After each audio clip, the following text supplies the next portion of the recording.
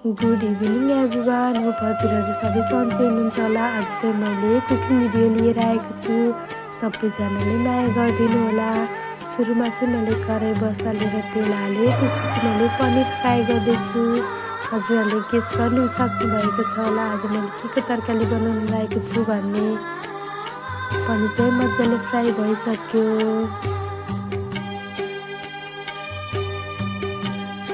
अब हामीले जिरा पड्कायौँ, त्यसपछि खुर्सानी पनि पड्कायौँ। अब चाहिँ हामीले आलु हाल्ने, आलुलाई चाहिँ मजाले चलाउने।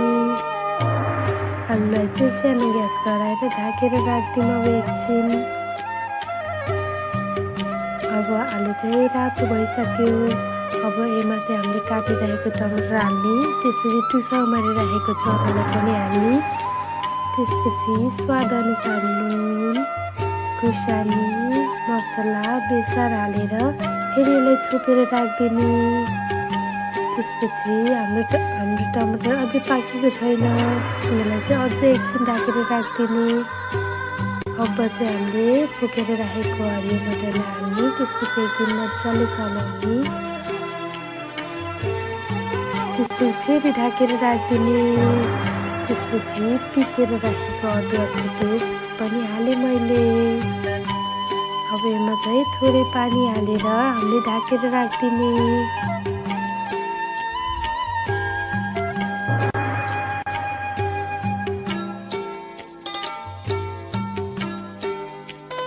अब हामीले चाहिँ यसमा पनिर हाल्ने, त्यसपछि फेरि यसलाई एकछिन छोपेर राखिदिने।